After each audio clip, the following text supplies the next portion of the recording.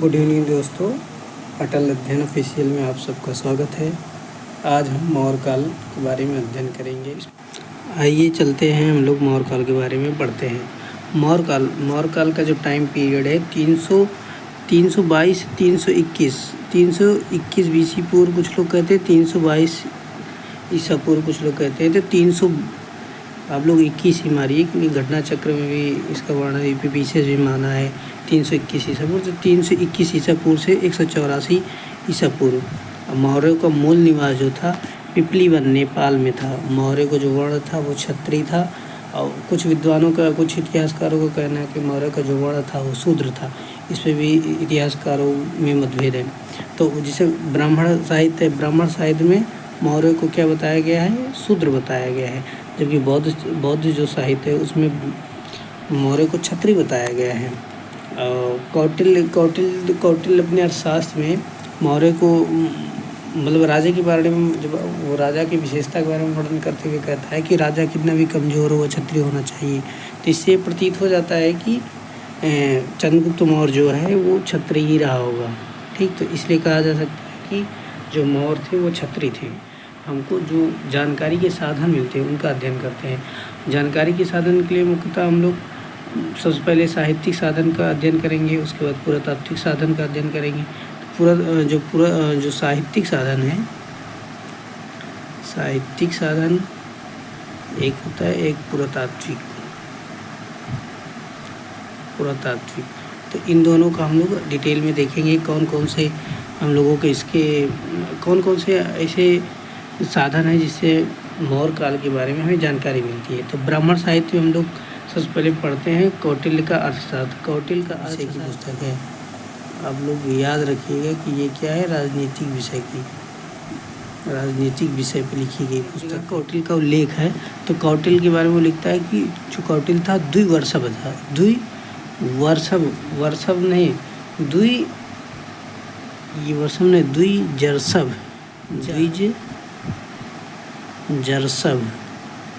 द्विजरसभ था। द्विजदर्शभ मतलब श्रेष्ठ ब्राह्मण था। क्या था? श्रेष्ठ ब्राह्मण। अर्थशास्त्र की तुलना अरस्तु के ग्रंथ पॉलिटिक्स से की जाती है, और मैकियावेली की ग्रंथ द प्रिंसिप से की जाती है।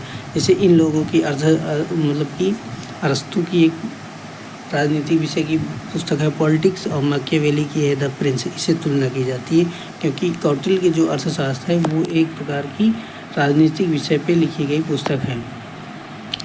तो जिसके विषय में हमें कौटिल्य के अर्थशास्त्र में हमें राज्य की प्रशासनिक विषय, मतलब राज्य कैसे संचालित किया जाना चाहिए, राजा कैसे होना चाहिए, राज्य के कौन कौन से अंग होने चाहिए, तो इन सब के बारे में हमें पूरा अच्छे से उसमें वर्णन देखने। अधिकरण में हमको राज्य का सप्तांग सिद्धांत का वर्णन मिलता है, जिसे मंडल योनि कहा जाता है। ठीक, तो इस सप्तांग सिद्धांत है का जो अर्थ है, इसमें ये बताया गया कि राज्य के 7 अंग होते हैं। ये 7 अंग से ही राज्य का संचालन किया जाता है। ये 7 कौन कौन से? जैसे स्वामी हो गया, मत हो गया, दुर्ग हो गया, राष्ट्र हो गया, बल हो गया, कोष हो गया, मित्र हो गया। ये 7 अंग के माध्यम से ही राज्य का संचालन किया जाता है। तो ये सप्तांग सिद्धांत इम्पोर्टेंट है कौटिल्य का। इसको आप लोग अच्छे से याद कर लीजिए। शास्त्र के 90 और 15वें अधिकरण में विदेश नीति, जिसे दैत्यम क्या बोला गया है? दैत्यम बोला गया, उसका उल्लेख मिलता है। तो ये आपको बताइए, अर्थशास्त्र किस प्रकार के विषय है? राजनीतिक विषय की ग्रंथ है, ना कि आर्थिक। तो आप लोग अर्थ समझ के अर्थ की ना मार दीजिएगा। ये किस प्रकार की पुस्तक है? राजनीतिक विषय की पुस्तक है। राजनीतिक विषय की पुस्तक है। ठीक, तो आइए आगे देखते हैं। ब्राह्मण साहित्य का दूसरा राक्षस में इस ग्रंथ में हमको वर्णन मिलता है। चंद्रगुप्त क्या था? वृषल था। वृषल मतलब कुलहीन, मतलब जिसका कोई जात नहीं, मतलब कोई कुल नहीं, बस। ठीक, तो आप लोग ये रखिए कि उसे चंद्रगुप्त को वृषल बोला गया। तो वृषल इम्पोर्टेंट है, तो आप याद रखिएगा। हाँ, विशाख जो दत्त हैं ये किस टाइम पीरियड के लेखक हैं? गुप्तकालीन लेखक हैं। गुप्तकालीन श्रीगुप्त वाला जो स्टार्ट होता है बाद में, श्रीगुप्त ईसवी वाले, तो ये ईसवी के लेखक थे। ये जानकारी हमें कब मिल रही, ईसा पूर्व का हमें जानकारी मिल रही। तो ये चीज़ें आप लोग याद रखिएगा। अब पतंजलि का महाभाष्य में समकालीन लेखक थे पतंजलि, उनके महाभाष्य में भी मौर्य के बारे में जानकारी मिलती है कि मौर्य किस प्रकार से धन कमाते थे, कि अनुचित साधनों का प्रयोग करते थे, वो मूर्तियाँ बना के बेचते थे। मतलब चंद्रगुप्त जो मौर्य वंश था भारत का एक ऐसा मतलब चंद्रगुप्त मौर्य ने भारत को एक साम्राज्य मतलब एक ऐसा सम्राट वो था जो भारत को पूरा एक कर दिया था, मतलब पूरा विजिट कर लिया था। यहाँ ईरान से उसकी सीमा लगती थी, और पूरे दक्षिण भारत में भी मतलब कि जीत लिया था। अब जैसे जैन ग्रंथ में कुछ जैन ग्रंथ हैं, तमिल ग्रंथ में, उसमें हमको जानकारी मिलती है कि वो दक्षिण विजय किया था। यहाँ पे भी हमको रुद्रदामन का जूनागढ़ का अभिलेख है, वहाँ से हमें जानकारी मिलती है कि वो पश्चिम में जीत लिया था ये हिस्सा। ठीक, तो ऐसे कुछ जानकारियाँ मिलती हैं जिससे हमें पता चलता है कि वो पूरे साम्राज्य जो पूरा भारत है, संपूर्ण भारत को एक साथ बांध दिया था। मतलब पूरे भारत को विजिट करके उसको एक प्रशासनिक तंत्र में बांध दिया था। इससे पहले जो थे कि जो भी राजा थे वो सब छोटे छोटे खंड में अपना शासन करते थे। कोई वो अपना अलग है, इससे पहले 16 महाजनपद जैसे थे, तो 16 महाजनपद अपने अपने अलग अलग शासन कर रहे थे। ठीक, मगध धीरे धीरे विकसित हुआ तो उसके बाद फिर वहाँ पे चंद्रगुप्त मौर्य आया। चंद्रगुप्त मौर्य ने पूरे भारत को विजिट किया। कुछ इतिहासकार ये भी कहते हैं कि चंद्रगुप्त मौर्य का इतना बड़ा सम्राट था कि अंग्रेज भी जब आए शासन करने के लिए, उतना बड़ा वो यहाँ अपने भारत में उतना उनका क्षेत्र नहीं था जितना चंद्रगुप्त मौर्य विजय अभियानों में विजय कर लिया था। तो जो उसकी सीमा थी, चंद्रगुप्त मौर्य की राज्य की सीमा वो बृहद थी। ठीक, हाँ, अब हम लोग आते हैं साहित्यिक साक्ष्य में। सोमदेव की कथा सरित सागर है। ठीक, तो ये ब्राह्मण साहित्य है। जो कथा साहित्य इसमें हमको ये पता चलता है कि जो हमारा ये मौर्य थे ये क्या थे, शूद्र थे। क्षेमेंद्र की कथा बृहद कथा मंजरी है, कल्हड़ की राज तरंगड़ी है। तो ये सब अक्सर मैच कराने कहा जाता है कि सोमदेव की रचना, मतलब इधर लेखक दे देगा, इधर रचना दे देगा, इधर क्या करेगा लेखक देगा, इधर क्या करे रचना दे देगा, इधर लेखक 4 लेखक दे देगा, इधर इनकी रचनाएं दे देगा, उसको मैच कराना रहेगा, ABCD कर देगा। तो आप लोग याद रखिएगा, सोमदेव की कथा सरित सागर है, क्षेमेंद्र की बृहद कथा मंजरी है, कल्हड़ की राज तरंगड़ी है। ये सब याद कर लीजिए। जैन ग्रंथ, जैन जो साहित्य है उससे हमें कौन से जैन साहित्य हैं जिससे हमें मौर्यकालीन के बारे में जानकारी मिलती है। तो भद्रबाहु की कल्पसूत्र है, हेमचंद्र का परशिष्ट पर्वन। इन दो से हमें ये जानकारी मिलती है कि मौर्य के बारे में क्या, मौर्य कैसे थे, क्या थे। हाँ, और बौद्ध साहित्य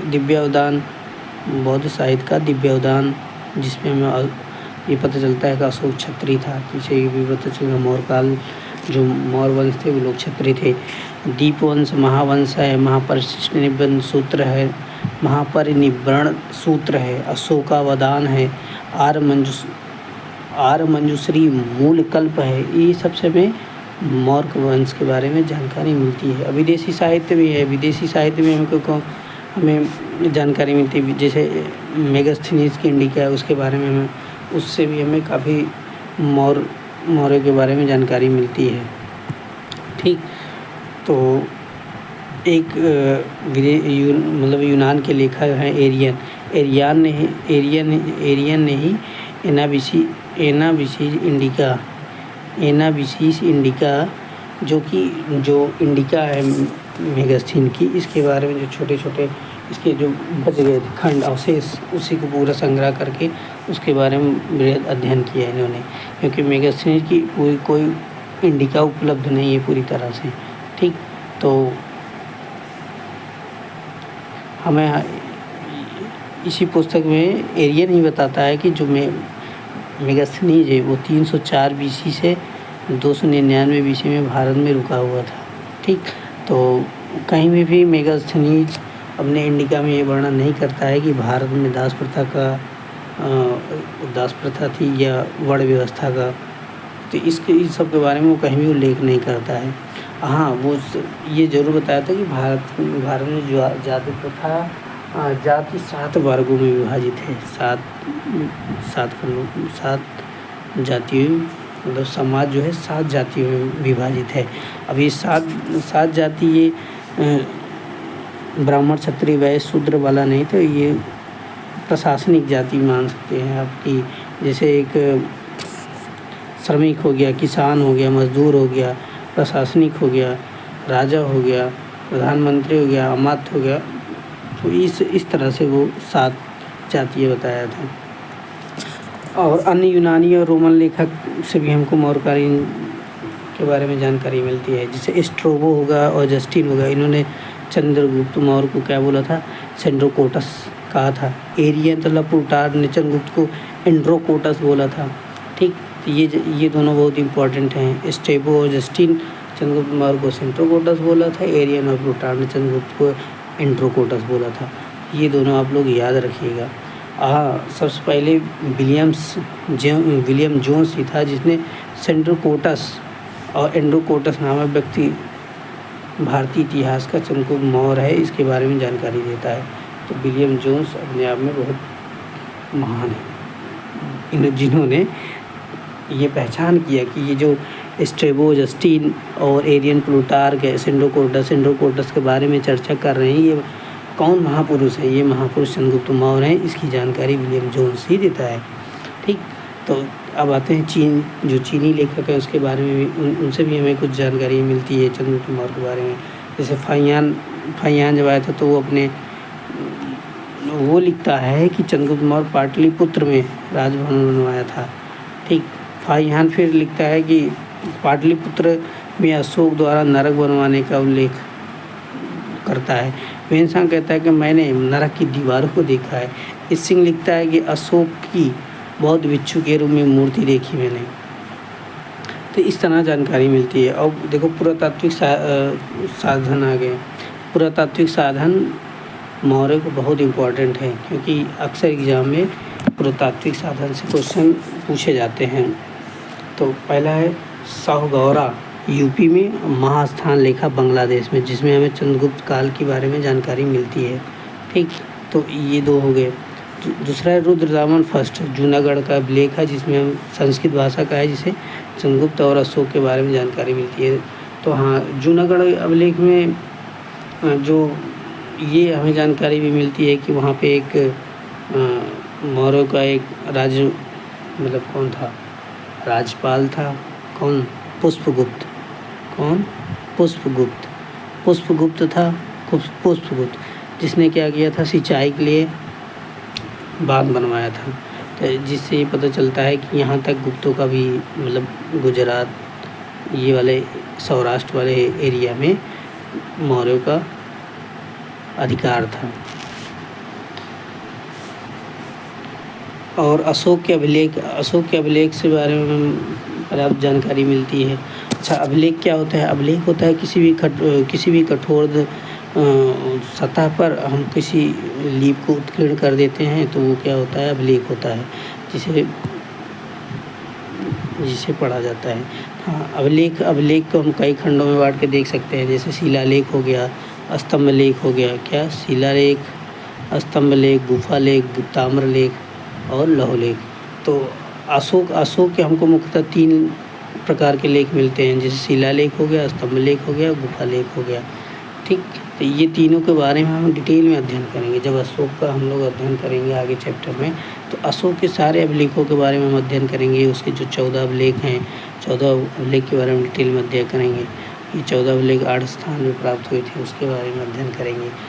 ठीक, तो उन सब का हम डिटेल में अध्ययन करेंगे। 1780 में सर्वप्रथम टी फैंतर ने अशोक के अभिलेख को खोज की थी। जो टीफैंथर थे। तो कौन महोदय थे जो उन्होंने बताया कि ये भाई और ये तो अशोक का अभिलेख है? तो टीफैंथर महोदय थे। अब अशोक के स्थल वो स्थल अब जो अभिलेख जिन्होंने खोजा था, जो अभिलेख खोजे थे वो दिल्ली में रखा हुआ है संग्रहालय में। 1837 में सर्वप्रथम जेम्स पेनिसन ने अशोक के अभिलेख को पढ़ा। तो ये भी महोदय बहुत महान है क्योंकि इन्होंने अशोक को अभिलेख को पढ़ा, जिसके बारे में फिर हमें और जानकारी मिली। उसके सारे अभिलेख पढ़ लिए हम लोग। अधिकांश अभिलेखों में अशोक को देवा नाम प्रिय बोला गया है। वे अभिलेख जिसमें अशोक का नाम मिलता है, मास्की हो गया, नितूर हो गया, उदयगोलम लेख हो गया जो कि कहाँ मिलता है? कर्नाटक में मिलता है। गुर्जरा जो कि एमपी में। तो इन सब में हमें अशोक के नाम का वर्णन मिलता है। अशोक के अधिकांश अभिलेख की भाषा जो है प्राकृत है। अशोक के अधिकांश अभिलेखों की लिपि क्या है? ब्राह्मी लिपि है। अशोक की खरोष्ठी लिपि के लेख कौन कौन है? शाहबाजगढ़ी है, मानसेहरा है। तो दो खरोष्ठी लिपि के दो अभिलेख मिले हैं, शाहबाजगढ़ी में और मानसेहरा पाक में। अशोक के अरमाइकी लिपि के भी हमें दो जगह से अभिलेख मिले हैं। एक है तक्षशिला में और दूसरा आप लोग बताएंगे कहाँ मिला है। दूसरा आप लोगों के लिए होमवर्क है, अगर आप लोग खोज के बता देंगे तो कमेंट करिएगा कि ये दूसरा कौन सा अभिलेख है जिसमें जो कि अरमाइका लिपि में है। अरमाइका लिपि में एक तो और मिला है जो कि मिश्रित अभिलेख है, मतलब यूनानी लिपि और अरमाइका लिपि दोनों मिल के उसमें उत्कीर्ण है। तो ये आप लोग कमेंट करिए। चलिए हम इसको बता देते हैं।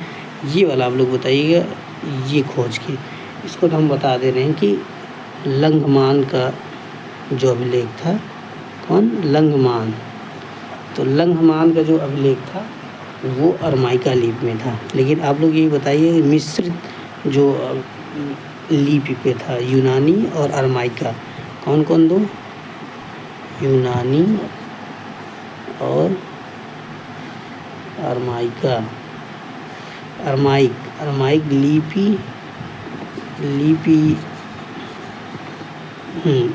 इन दोनों लिपि के एक साथ एक अभिलेख है, उसको आप लोगों को बताना है। ये आप लोगों को होमवर्क है, ठीक। अशोक का एकमात्र द्विलिपि अभिलेख, ये देखो लिखा तो है, साके कुना कंधार में द्विलिपिक अभिलेख, ठीक। अशोक के 14 अभिलेख हैं, 8 स्थानों से प्राप्त हुए हैं। अब आते हैं हम लोग चंद्रगुप्त मौर्य के बारे में पढ़ते हैं। चंद्रगुप्त मौर्य एक महान सम्राट बोल सकते हैं क्योंकि ये एक ऐसा राजा था जो कि भारत को एक राष्ट्र में, एक छत्रप राष्ट्र में बांध दिया था। पहले भारत में छोटे छोटे राजा थे, विजय अभियानों से जीता, उसके बाद अपने सीमा का विस्तार किया। उसका सीमा कहाँ? इधर ईरान से लगती थी। एक मिनट, जैसे ये अपना प्यारा इंडिया है, ये ईरान से ऐसे होते हुए ये मान लो ये इतना बड़ा उसका पूरा राज्य था, ठीक। इधर ईरान वाली सीमा हो गया, हाँ, इधर सिंधु और ब्यास नदियाँ हो गई, इधर अपना सौराष्ट्र हो गया। और दक्षिण भारत में विजय के अभिलेख मिलते हैं क्योंकि तमिल साक्ष्य कुछ ऐसे हमको प्राप्त हुए जिससे ये पता चलता है कि हाँ चंद्रगुप्त मौर्य जीता था। जैन ग्रंथ में भी वर्णन मिलता है। रुद्रदामन का जो रुद्रदामन का जो जूनागढ़ का अभिलेख है, और यहाँ उससे ये साक्ष्य मिलता है जिससे पता चलता है कि यहाँ पे भी मतलब चंद्रगुप्त या मौर्य का शासन स्थापित था। और यहाँ पे तो था ही क्योंकि एक जगह जो सेल्यूकस था, इधर सेल्यूकस का साम्राज्य था, इधर चंद्रगुप्त मौर्य का शासन था। तो यहाँ तक पूरा चंद्रगुप्त मौर्य का था। आप लोगों को एक चीज़ बता दें कि एक महोदय थे, ये अभिलेख से हमको याद आया, अशोक के जो अभिलेख है, एक महोदय थे, मतलब इतिहासकार है, DR भंडारकर, बहुत बड़े इतिहासकार कह सकते हैं अपने भारत में। तो उन्होंने क्या किया था, जो अशोक के अभिलेख हैं, अशोक के अभिलेख के आधार पे पूरे अशोक का इतिहास लिखने का बहुत अच्छा प्रयास किया था। तो ये एक इम्पोर्टेंट फैक्ट मुझे याद आया था, हमको बता दिया आप लोगों को। तो चंद्रगुप्त मौर्य के बारे में अब हम लोग अध्ययन करेंगे। तो मौर्य वंश का जो संस्थापक था, मौर्य वंश का संस्थापक चंद्रगुप्त मौर्य था। इसका प्रारंभिक जीवन के बारे में हमको अध्ययन कहाँ मिलता है? बौद्ध ग्रंथ में इसका वर्णन मिल जाता है। इसका जन्म कहाँ हुआ था? पाटलिपुत्र में हुआ था। चाणक्य ने चंद्रगुप्त को 1000 का शाप दिया। चलिए अब चंद्रगुप्त मौर्य के कुछ कार्यों के बारे में, तो उसने कौन कौन से कार्य किए? दिव्यादान से पता चलता है कि चंद्रगुप्त ने 2 बार मगध पर स्पर्श किया है कि भारतीयों की स्वतंत्रता का जन्मदाता कौन था? सेंड्रोकोटस था। स्वतंत्रता का जन्मदाता सेंड्रोकोटस। सेंड्रोकोटस मतलब कौन? चंद्रगुप्त। सेंड्रोकोटस मतलब कौन? चंद्रगुप्त। अच्छा, सेंड्रोकोटस की पहचान सबसे पहले किसने किया था? William Jones. कौन? विलियम जोन्स ऐसे महोदय थे जिन्होंने सर्वप्रथम पहचान किया था कि जो ये सेंड्रोकोटस है कौन है? चंद्रगुप्त मौर्य है। जस्टिन ने चंद्रगुप्त मौर्य की सेना को डाकुओं का गिरोह कहा था कि भाई ये सारे डाकू हैं। प्लूटार्क लिखता है कि चंद्रगुप्त छलाक की सेना लेके पूरा भारत पर रोक डाला। चंद्रगुप्त ने घनानंद को पराजित कर मगध विजय की। इन दोनों के मध्य युद्ध का अभिलेख हमको कहाँ मिलता है? मिलिंद पाहु में मिलता है। घनानंद और चंद्रगुप्त के बीच की युद्ध का वर्णन हमको मिलिंद पाहु में मिलता है। चंद्रगुप्त ने सीरिया और बैक्ट्रिया के यूनानी लेखक सेलुकस को पराजित किया। वह अंत में इनके बीच समझौता हो गया। समझौता जो हुआ था किडोस विवाह संबंध। किडोस मतलब क्या होता है? विवाह संबंध। विवाह संबंध के माध्यम से उन लोगों में समझौता हो गया। ठीक, तो समझौते में क्या क्या बातें हुई इसका हम लोग अध्ययन करेंगे। सेल्यूकस ने चंद्रगुप्त को एरियाना के 4 प्रांत दिए। ठीक, एरियाना के 4 प्रांत। ये चारों प्रांत अक्सर यूपीपीसीएस में पूछा जाता है या मैच कराने दे देगा। एरियाना जैसे एरिया दे दिया, हेरात हो गया, आराकोसिया हो गया, कंधार हो गया, जेड्रोसिया हो गया, बलूचिस्तान हो गया। ठीक, पेरापेनी सेडाई हो गया, काबुल हो गया। तो ये चारों दे देगा, इस पर मैच कराना रहेगा। तो ये आप लोग चारों रट डालिए। चंद्रगुप्त ने सेल्यूकस को 500 हाथी दिए। कितने? 500 हाथी सेल्यूकस। चंद्रगुप्त के अधिकार में था। शक शासक रुद्रदामन फर्स्ट जूनागढ़ में अभिलेख हमको मिला। ये आपको हम पहले ही बता चुके हैं। ठीक, दक्षिण भारत में विजय का श्रेय चंद्रगुप्त मौर्य को दिया जाता है। ठीक, हमको जानकारी तमिल साहित्य से भी मिलते हैं, जैन साहित्य से भी मिलते हैं। जैन साहित्य से पता चलता है चंद्रगुप्त के अंतिम समय में 12 वर्षीय भीषण अकाल पड़ा। चंद्रगुप्त का जो अंतिम टाइम पीरियड चला उसमें अकाल पड़ गया, भीषण वाला। चंद्रगुप्त भद्रबाहु के साथ श्रावणबेल गोला चला गया। वह वहीं पे संलेखना विधि से प्राण त्याग दिया। संलेखना विधि में क्या होता था कि लोग जो हैं ध्यान में चले जाते हैं, खाना पीना सब कुछ छोड़ के एक जगह अपना एकांत में ध्यान में चले जाएंगे और धीरे धीरे तब तक ध्यान में लगे रहेंगे जब तक उनको निर्वाण की प्राप्ति नहीं हो जाएगी। ठीक, निर्वाण की प्राप्ति ना हो जाए, तो इसी विधि को संलेखना विधि का। सुप्रीम कोर्ट द्वारा भी इस पर हाल में रोक लगा दिया गया संलेखना विधि पे कि ये अमानवीय है संलेखना विधि। ठीक, अब आते हैं हम लोग बिंदुसार का अध्ययन हम लोग अगली वीडियो में करेंगे। तो आप लोग ऐसे बने रहिए, और अगर आप लोगों को वीडियो पसंद आए लाइक करिए, शेयर करिए, कमेंट करिए। और ये मेरा पहला वीडियो है तो थोड़ा बहुत इधर उधर हो गया होगा, तो आप लोग इग्नोर करिएगा। आगे से धीरे धीरे समय के साथ और एक्सपर्ट होते जाएंगे तो आप लोग और अच्छे एक्सप्लेन करते जाएंगे। तो चलिए आप गुड नाइट, बाय बाय।